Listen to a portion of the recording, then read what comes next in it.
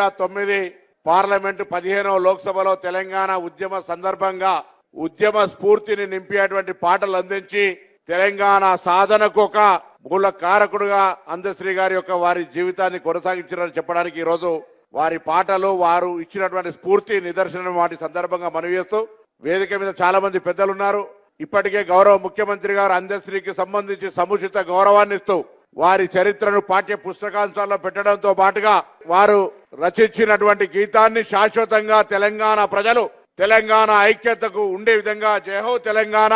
రాష్ట్రీయ జాతీయ గీతంగా చెప్పడంతో పాటుగా వారి స్మారక స్థూపానికి సంబంధించి ఇచ్చిన మాట ప్రకారంగా హైదరాబాద్ జిల్లా ఇన్ఛార్జ్ మంత్రిగా ఆ కార్యక్రమాలన్నీ వేగవంతంగా పూర్తయ్యే విధంగా పర్యవేక్షిస్తామని అందశ్రీ గారి స్ఫూర్తి భవిష్యత్ తరానికి తెలిసే విధంగా కళాకారులు ఇతర మేధావులంతా వారి స్ఫూర్తిని ముందుకు కొనసాగించే విధంగా తెలంగాణ అభివృద్ధికి తెలంగాణ ఐక్యతకు ప్రజాపాలనకు